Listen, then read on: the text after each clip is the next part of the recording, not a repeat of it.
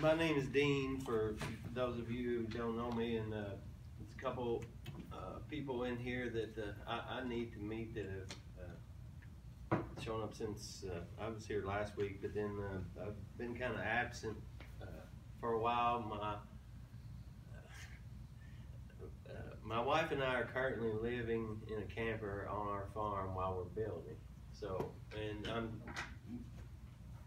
being my own general contractor, so it's pretty much a full-time job, and it's been quite stressful at times, so I've missed a couple meetings and been kind of out of the rotation, but glad everybody can be here tonight. Glad I can be here tonight, and whatever brought you here tonight, just know that you're in the right place.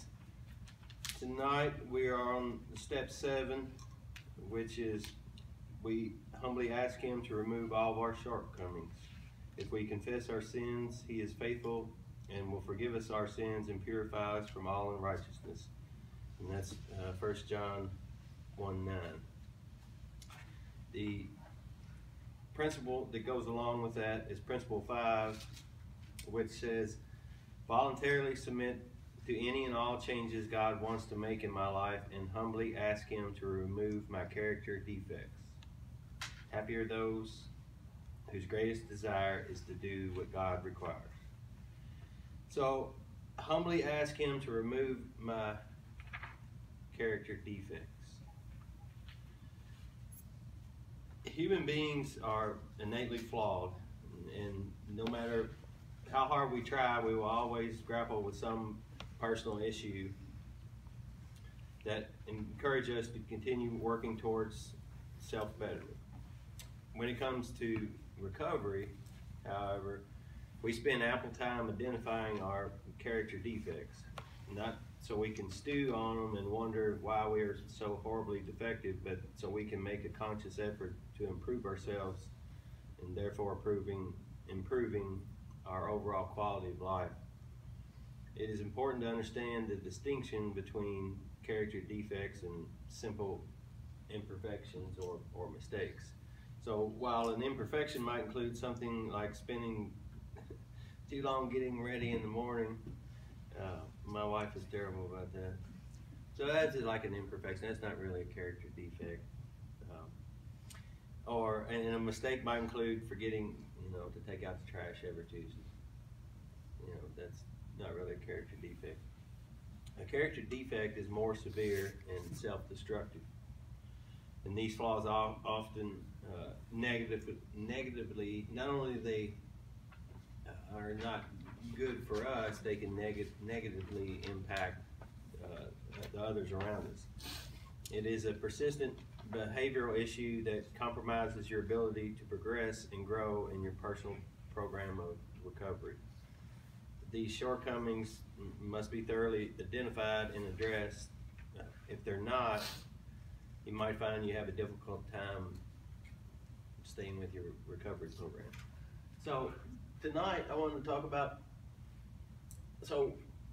what is a character defect? I mean, for a long time there, and I don't know, maybe you've done it too, like when we're going through the steps and everything, and if we get to step 7, it says, it talks about character defects. Ask Him to humbly remove my character defects. You find yourself sometimes just kind of brushing over that one, like skimming over it, sailing over it, whatever, like not really stopping to think about what character defects are. So I started thinking about that because I know that I've really had to work on a lot of stuff on my character defects, and it's hard to, when you start doing a lot of self-reflecting and everything, you'll realize you might have several. I know I did, and this list I'm going to kind of go over. I'm talking as much about myself as anybody, because I had some of these. Some I've been able to work on and overcome. Some are still in progress and still have a lot of work to go in other areas. But what are character defects? And as I'm talking about these, don't poke your neighbor like when you hear one. So just, think of only yourself. Don't go home tonight to your wife and go, tonight at community recovery, I heard something that you need to work on. Just concentrate on yourself, okay? Just because Keith's got every one of them doesn't mean we got to point it out, right? Exactly.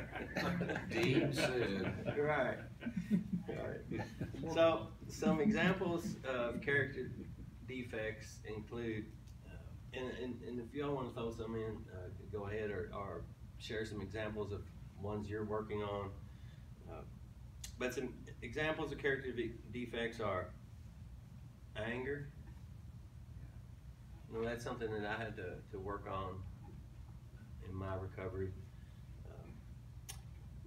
Not getting so angry, and that's a lot of times easier said than done, because there's stuff that happens to us every day that makes us angry. Somebody cuts you off in traffic, or you got a flat tire, or but so anger is a natural I think response.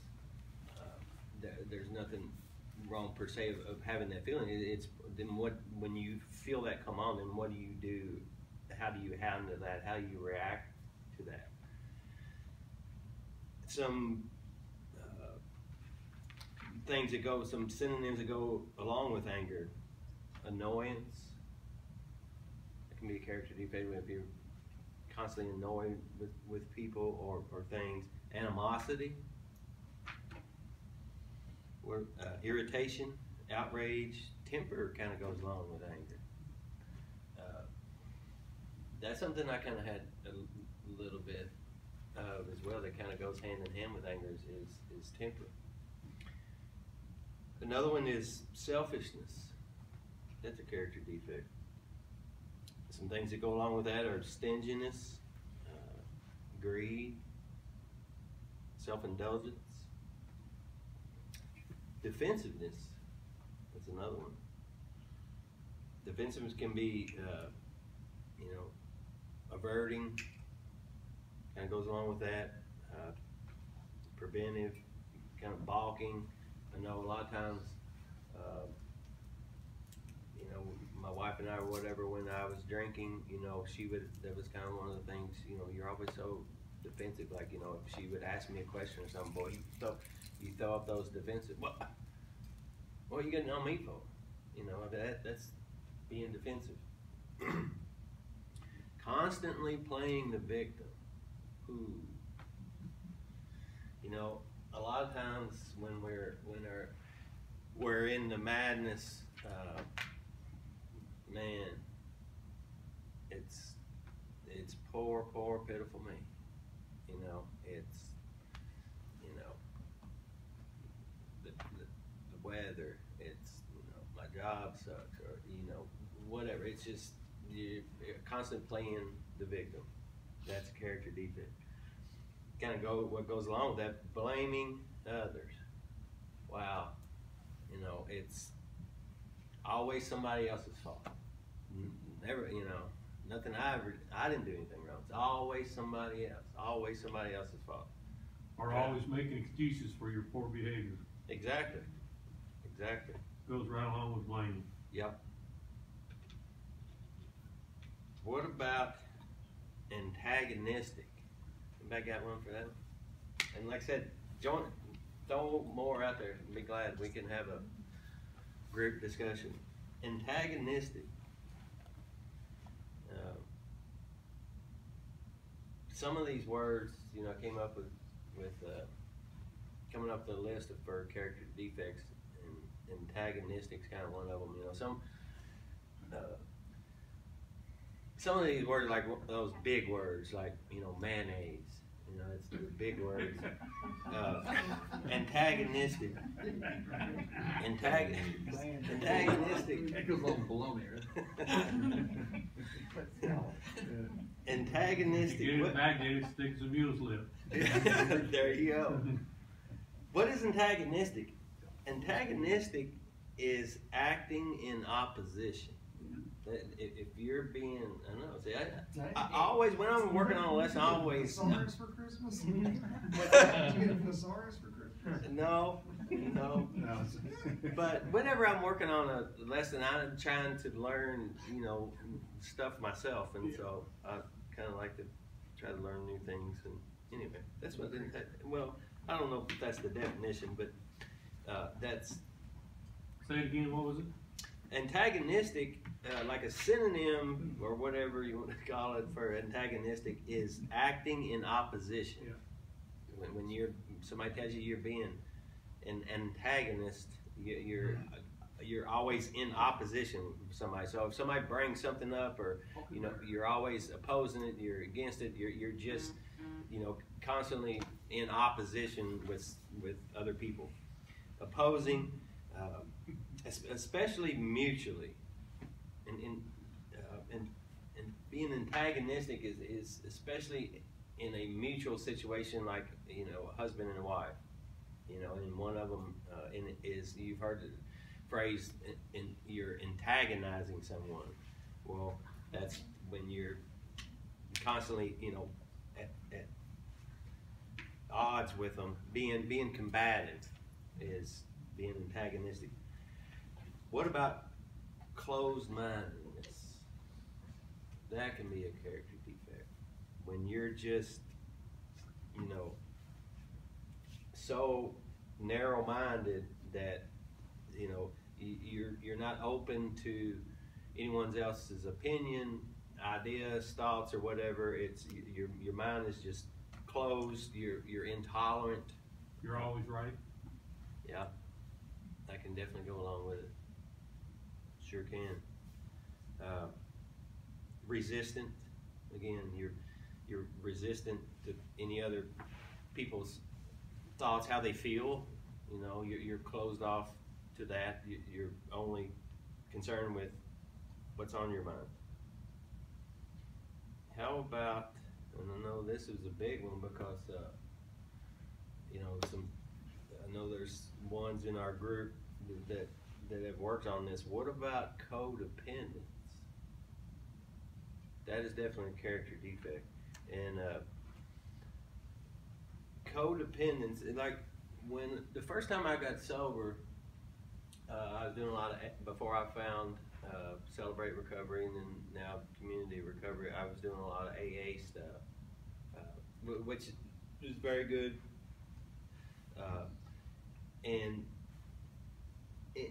But when I heard, codependent, I really wasn't sure what exactly that meant.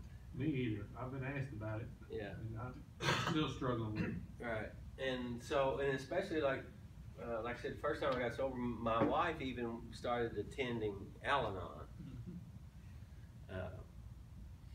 And she did that for a while, and she would talk about, being, because she felt like she was codependent.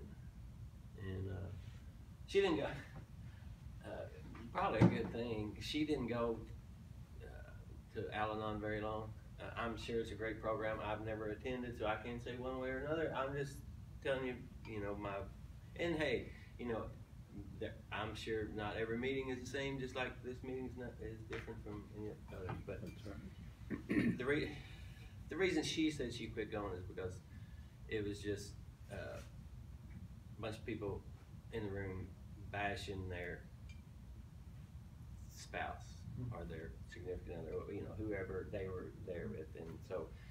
Not all of our meetings are like that. Once they start growing. So anyway, but when she started talking about, she felt like she was codependent, I was like,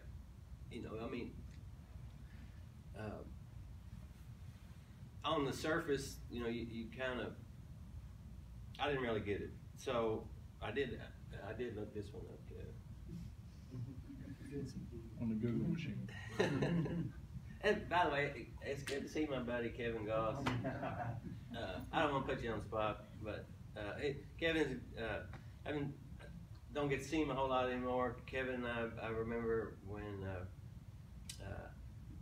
after the second time I went to rehab, while I was in rehab, a guy that I roomed with some out there, he was from the St. Louis area, and so we were talking about plans and everything, what we were going to do when we got back home, and they wanted you to get a sponsor, and you had to do all this stuff, and anyway, he asked me if I was familiar with Celebrate Recovery, and at that time I didn't know anything about it, and so he said, well, I guarantee you when you get home, if you just Google Celebrate Recovery, you'll find a meeting, and there was a bunch of them in Louisville, and I don't even think it came up online at the time, but anyway, I found my way down to Awake, and Kevin was one of the first people that I talked to down there, and you always remember the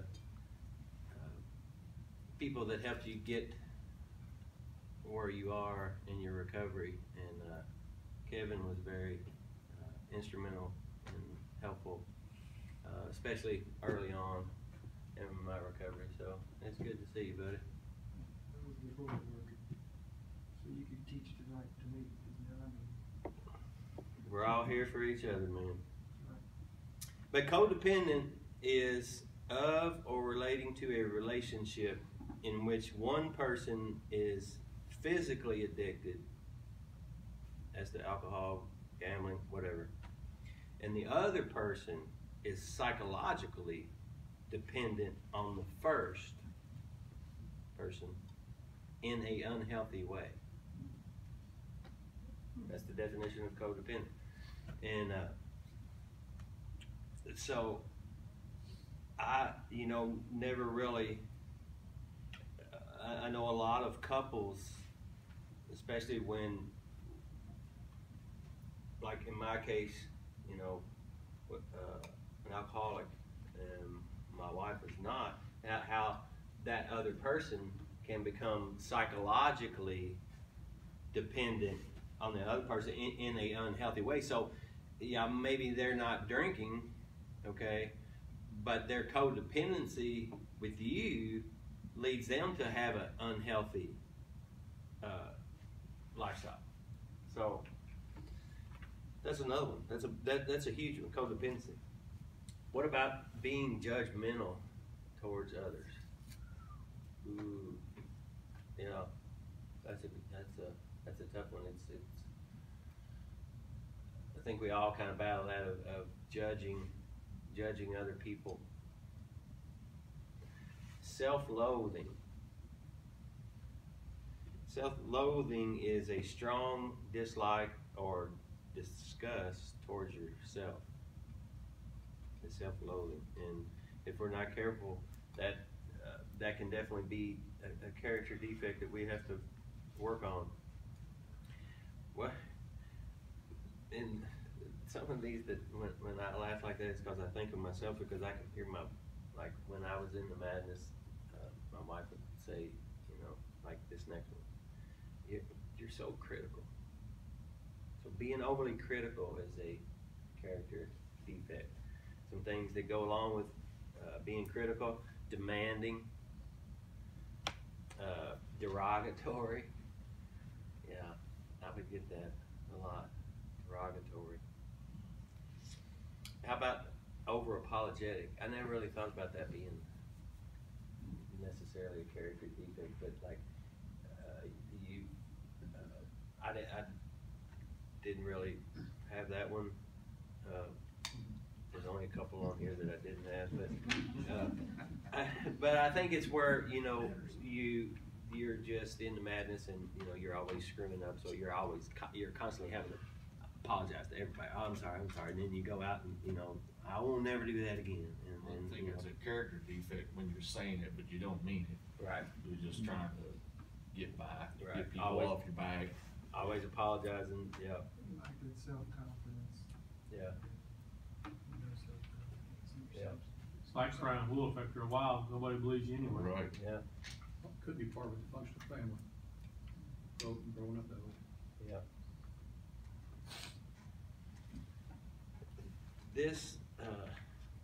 This next one that I came up with is probably out of all the character defects that I heard from my wife the most. You're so condescending.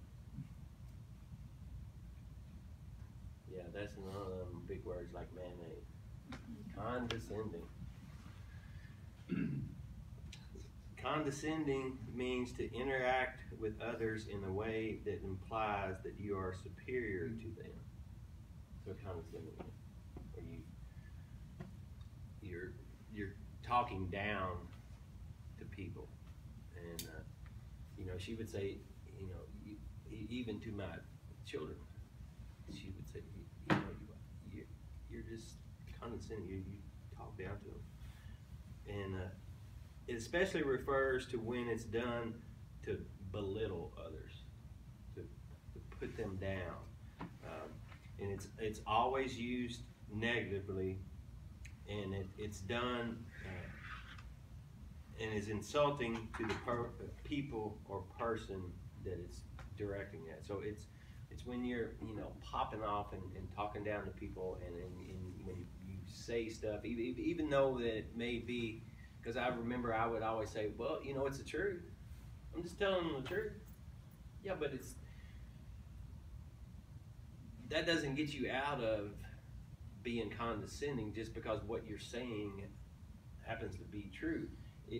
But if you're using the tone that you're using in your voice, or the inflection or whatever, it's the way you say it of putting someone down or talking down to someone in an insulting way it's being condescending. It's not speaking the truth in love. Veracity. Yeah. Veracity. Another one. What are you looking at me like? What's the definition? He said that and eyeballed Dean, me. you must have that Shelby County high school education I have. I did. Yeah, we gotta quit using these big words. Yeah. Doug's over here Like popping. mayonnaise. I know Keith's got it. Doug's over here popping them off on the big words. That's only because the company I work for is big in veracity, or I wouldn't have a clue. Veracity. What's veracity? Veracity is speaking the truth in love. So instead of being condescending, you still be truthful, but you're doing it from the heart, out of love.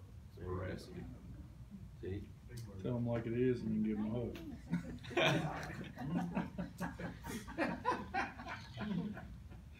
He knows. Yeah, What about perfectionism? Could that be a character defect? Now if you're perfect. Things that go along with perfectionism are bickering, fault finding. If you're big on perfectionism, you're always finding fault in what someone else is doing. And pettiness. Here's another big one. This was something I really had to work on. It was very big on my list, and that is resentment. It was a big one for me.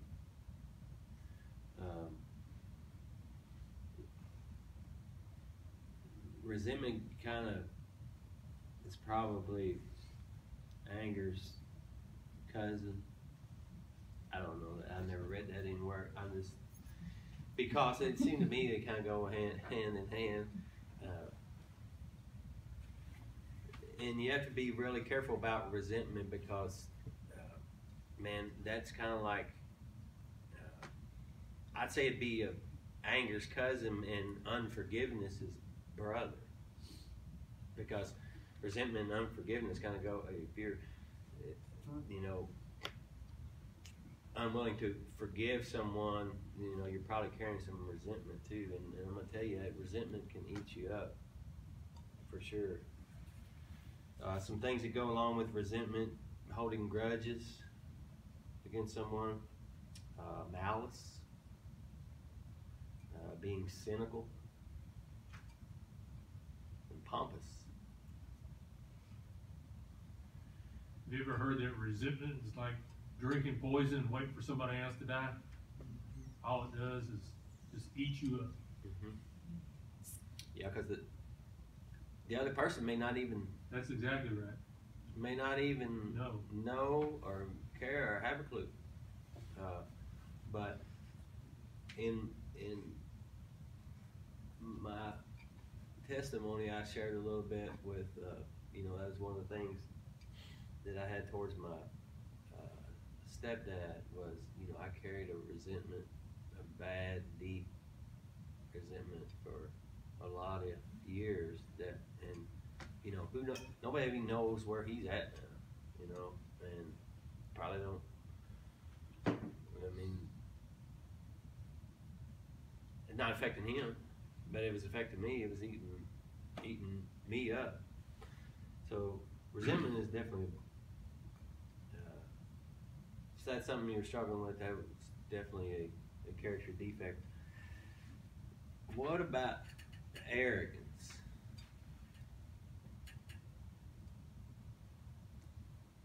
Some words that go along with that: disdainful, putting on airs. I think that's where arrogance comes from. I don't know that.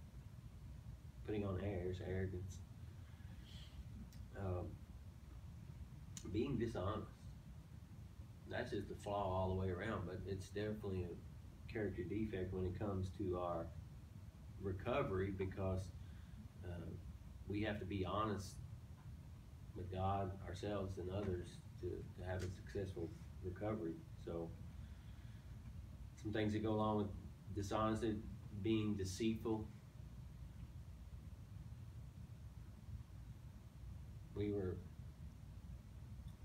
Most alcoholics are pretty good at manipulating and being deceitful. Unfair, misleading, backbiting. Kind of goes along with that. How about impatience? Ooh, man, I didn't have any. When I was drinking, I didn't have any patience for anything or anybody. It's a big one I had to work on. Some things that go along with impatience: anxiety. Yeah. Used to take, what is it they give you for anxiety? I used to take it. Yeah, there you go. Yep. Don't take any. I don't take any of that stuff anymore. But anxiety goes with impatience. Edginess kind of goes with that. Agitation. If you're always, just always agitated over everything. And rashness. And irresponsibility. Man. I mean, many times did we, being out in madness or whatever, skirt out on our responsibilities, whether it be work, kids, chores at home,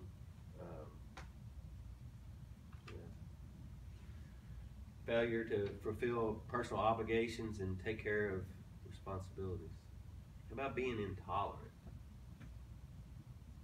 The things that go with that are, bigotry, being prejudiced goes along with being intolerant.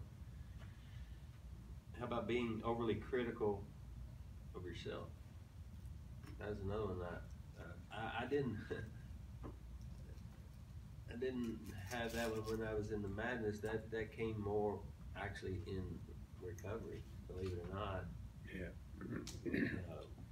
Of being overcritical of yourself and putting yourself down and this, because especially that first year was pretty tough. But how about preoccupation with physical appearance? That actually can be a character defect if you're always concerned about whatever. You're not tall enough, you're not smart enough, you're not thin enough, you're not whatever. being preoccupied with your physical appearance. What about stubbornness? Bullheaded, inflexible. Those can be. What are you laughing at? Does that describe somebody? You know, I said no poking people. Being stubborn, just constantly being bullheaded towards others, always having to have it your way, argumentative. Too much pride.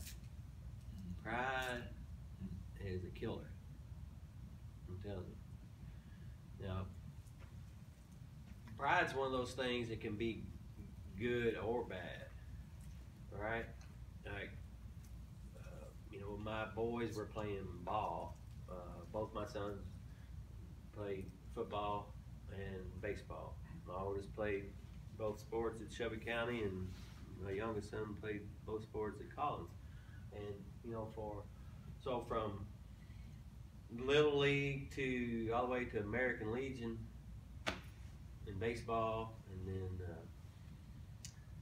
my oldest son actually still holds, I think it's shared record now, state high school record in football for the most touchdown receptions in one game. Still in the record books. My youngest son for Collins played on the Collins championship team. So pride in that aspect for your children is a good thing. It's a natural thing. It's a healthy thing. It's a good thing to be, you know, proud of your kids, or proud of your wife, or proud of your husband, whatever. That's a good pride.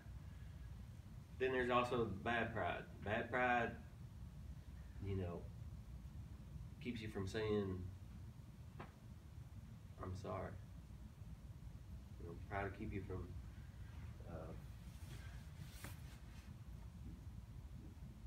probably of all the, whatever you want, character defects, I'd say pride would have to rank right up there at the top of. God hates. What's that? It's the one thing God hates. Yep. It can, that one single character defect, pride, can cause a world of problems all by itself. Loser. Keep you from taking that first step and getting the blue chip. Yep. Satan. Yeah. That's what his problem was, pride. Yep. Thought he was equal to God. Yep. Yeah, it was the fall. That's what. That's what got Satan. Keeps you going. Yeah.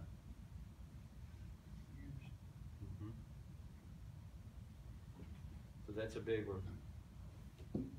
What about jealousy?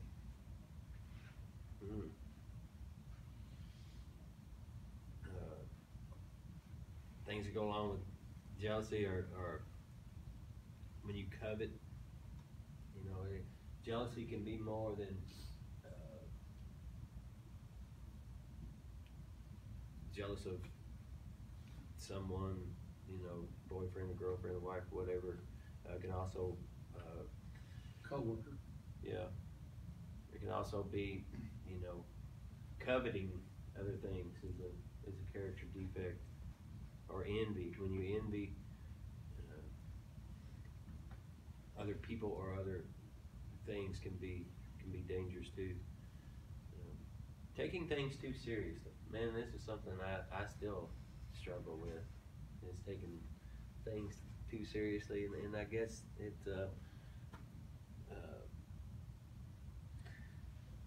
lot of things are, I think, a good match, my wife and I, because we're opposite on a lot of things, and this is probably one of them. I, you know, tend to take everything serious, and my wife, you know, the roof pretty much has to be collapsing around her, you know, before she'll, although she's had a difficult time the last few months, so, but yeah, taking life too seriously can be a character defect.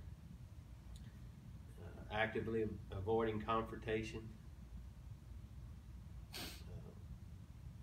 And this is another big one. Being controlling of others. Man, anybody have any examples of that? That's a tough one. just remember, there, being controlling of others and in things, just trying to control everything and everybody. But man, when you when you sit down and think about it,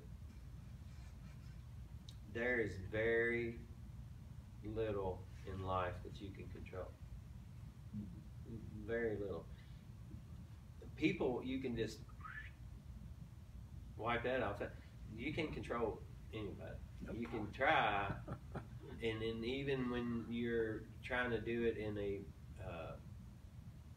helpful way, the fact is you cannot control what other people do. You can make suggestions. You can try to be an example. You can point him in the right direction. You know, it's kind of like the old saying, you can lead a horse to water, but you can't make him drink. Well,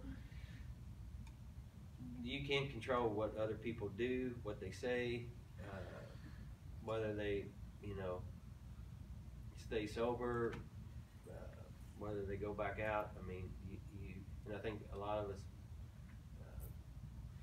beat ourselves up, you know, for that, especially when it comes to recovery, when people go back out or whatever, and, you know, they're like, oh, well, you know, I wish I could have done more, or I should have done this, or I should have done that. But bottom line is, you can't control other people. So those are some things that I came up with on character defects. Anybody else have anything that maybe I've shared with you? Some of the things, a lot of things that I've either worked on in the past, currently working on, or used to struggle with, or whatever. Anybody have anything that they're either dealt with in the past or are working on now that they want to share with the group that I haven't covered? I don't think we stopped working on those. No. Probably at all. I mean, I've worked on a lot of them, but you just brought up a lot of stuff that got me thinking right now. Yeah, and like I said, it's just for ourselves. And the reason I can compile this list is kind of what I said a while ago. When we get to that step and it says, you know, character defects, sometimes we just kind of skim right over top of that and then don't really stop and think about what they are. But you're absolutely right, Ken. These will something we'll work on and should revisit from time to time, but they're all things that when you're in recovery, and this is actually a lot of times, you know, in recovery meetings or whatever, a lot of the talk and subject matter, whatever, is related in and around either alcohol, drugs, or whatever. But these character defects, that applies to everybody. Okay, you don't have to have a drinking problem or drug problem, or character defects apply to everybody. No matter what your deal is, what your issue is, whatever, they apply to all of us. So, and you're right, Ken, it's something that you probably never quit working on, because if you kind of just stop paying attention to it and set it over here in the corner, it's probably going to rear its ugly head up again and start to come back. So yeah, I think that's the key, just being able to identify it. Yeah, and kind of try to control yourself a little bit when it's there. Because there's a lot of those you deal with every single day. Yeah. I know another one that I've tried to get a lot better at, and I try to consciously make an effort to watch out for it, and it's something we talk about, you know, in our steps when we're reading them every week, is when you're wrong, properly admit it. I'm still got a ways to go, but I'm working on that one, and it's helping me, because the more you do it, then the more you'll recognize it and just stop right there and say, you know, whatever. I shouldn't have, whatever. I'm sorry, I shouldn't have said that in that way. I didn't mean that, whatever. So that's another one. Any others? I know something that I struggle with is, I learned when I was a very young kid from my grandmother and from my uncle, is the old guilt tripping technique. Where, you know, my mom used to say, hey, we're going over there to mow the grass and pick up sticks, and I didn't want to go, and she said, well, your grandmother's not always going to be here. Your grandmother's not always going to be here. You better get over and pick up sticks and mow the grass. The old guilt tripping technique. And a lot of times I found myself doing it a couple of weeks ago. I talked to Keith about it. I didn't even realize I was doing it. Yeah. And some of these character defects you do, you don't realize you're doing them until somebody is good enough to you, loves you enough to speak the truth in love. Right. Yeah, that's why I kind of want to come up with this list, because you're right. I mean, some of these things we do and we don't really think about them much. I mean, you're doing them, but you don't even realize you're not doing them with evil intention in your heart. You were just raised like that. Right. Right. I've been called very passive aggressive. Okay. It's a huge defect that I do in my life. Passive aggressive. Okay. Meaning that rather than say something, I may provoke by being passive aggressive. I can't think of a subject, but I don't know. I may say, I'm very passive aggressive. It's like you get even without it being obvious. Okay. But there was a talk tricky. Talk I'm a tricky. tricky talker. Yeah. Like I'm a car salesman. What you expect, lady? But rather than I may jokingly say something that I thoroughly, wholeheartedly mean. Right. Sarcasm. I may be very passive aggressive by making light of a serious situation. Right. Rather than saying, "Hey, I need help," or something serious, I may joke something rather than Right. deal with it. Yeah, that's a good one, Doug. Doug said, if you didn't hear it, Doug said sarcastic. That is definitely a character defect, and that's something we have to be careful with. We can be that way and not really realize we're being sarcastic towards someone. Does that mean sarcastic? Or you can, it's like what he's saying, it's, they Yeah. think you're being funny and you're actually Yeah. straight up dead serious. Yeah. Yeah. Yeah. I know. See? Dean knows, he's my sponsor. He knows all about my sarcasm. Yeah. I'm guilty. She just said he's the best at what I do. Yeah. I'm really passive aggressive with my employees. I may say, "Man, you did a great job on that. You make a bunch of money." Or you gave that one away. You mind making some money? Or you think you'll ever sell another car? I may say things like that. Right. And that's not nice. Right. But I'm serious. Like I really want to sell cars. And I'm doing it right now. So these are only several examples of personal character defects, and they vary on, like we discussed, they vary on an individual basis. And over time, as you work through the steps, you will hone in on your own personal and significantly more specific imperfections. Whatever you discover about yourself, the important thing is that you become willing to overcome these defects of character and work through them without placing unrealistic expectations on yourself. This is called taking a moral inventory, which means looking deeply and sincerely at yourself, areas that need improvement in your own life, and the way you interact with the world around you. And it really feels good when you're working on one of these character defects on yourself, and then someone says something to you, almost compliments you on one of these areas because they've noticed, it really feels good. To give you an example, my father-in-law and I, we're kind of both a little hard-headed sometimes or whatever, and I mean, we always liked each other and everything, but sometimes we just didn't see eye to eye, and sometimes went head to head, and it was never a bad relationship or anything, but just agitated maybe, and like when they live out in North Carolina, when they would come to visit, I'd be like, and Dean would say, Dad's coming in this weekend, like, and so, and something that I have worked on and hopefully gotten better is, we need to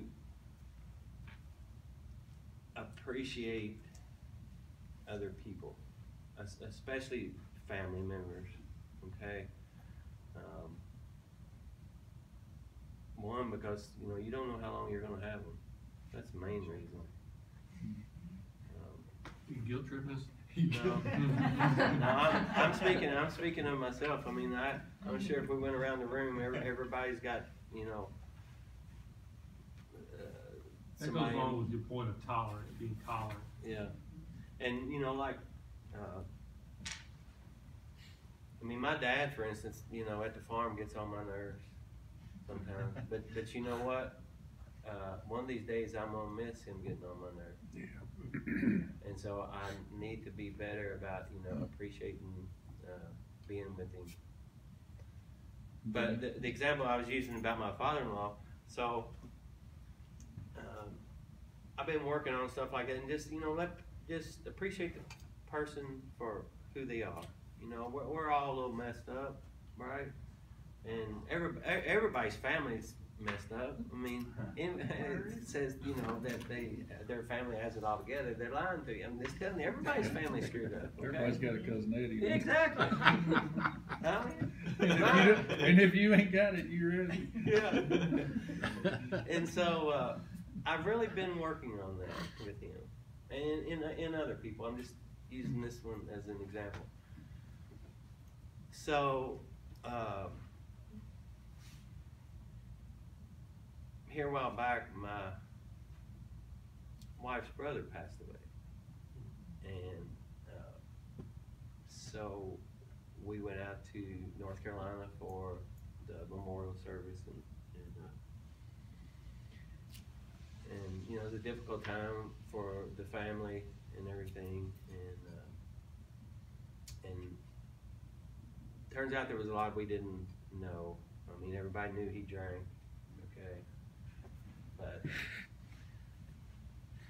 like in a lot of our situations, didn't know how much, okay? And so, some of the family was struggling and dealing with all the woulda, shoulda, couldas, all right? And so I just shared with them one night, sitting around the house while we were out there, and because I knew how they felt. It was a difficult time, and I just was trying to help them with healing and understanding and working through it all and everything. And so anyway, fast forward a week or so, after we're back home and everything, and Deanna and I are driving down the road, the phone rings, and it's her dad, and she talks to him for a while, and she's got him on speakerphone, and he just says, "Hey, Dean, I want to tell you, I really appreciate, what you shared with us while you were here, because that really helped us." And he said, I don't think I told you that while you were here. And I said, well, Greg, I'm glad to do it. I'm glad I was there, and if there's anything I said that, that could help the family, I'm glad to do that. And I said, oh, by the way, I just want you to know that I couldn't have always said this, but I can sincerely tell you now that I enjoy the time I get to spend with you. Because I don't see him a lot. He lives in North Carolina. And I said, I just want you to know, I enjoy the time that I get to spend with you. And I said, I couldn't have always said that, but it's because I've changed. And he said, we know. And it's just, so it's a good feeling when other people see the change in you. And anyway, so, yeah. That's it. 7:30. Thank you all for being here. Thank you. Have a good holiday season, and see you next time. Good job, man. Thank you.